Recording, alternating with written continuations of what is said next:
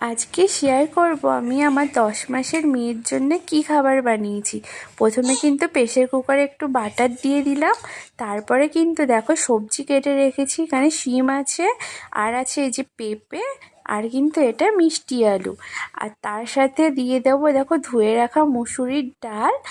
আর এগুলো কিন্তু সব কিছু বাটারের মধ্যে দিয়ে দিয়েছি। আর লাস্টে দেখো চালের গুঁড়ো করে রেখেছিলাম, এই চালের গুঁড়োটা দিয়ে দিলাম।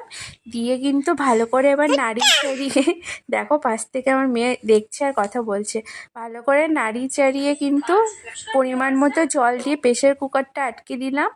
আটকে দিয়ে কিন্তু 5টা সিটি দেবো, দিলে কিন্তু রেডি হয়ে যাবে মাম্মামের খাবার। এটাকে কিন্তু এবার ম্যাশ করে নিচ্ছি ভালো করে।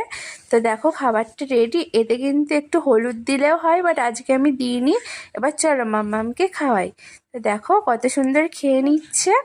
তো অল্প অল্প করেই খাওয়াই। আর তো ছোট বেবি বেশি খেতে চায় না, যতটুকু খায় ততটুকুই খাওয়াই। আমি কিন্তু একদম ওকে জোর করি না, ও যতটুকু খেতে চায়। তো আমি একটু লিকুইডই রেখেছি, কারণ ও এটা ভালো খায়। তো কেমন লাগলো আজকের রেসিপিটা জানিও। আর তোমরা যদি চাও তোমাদের সাথে আমিও সব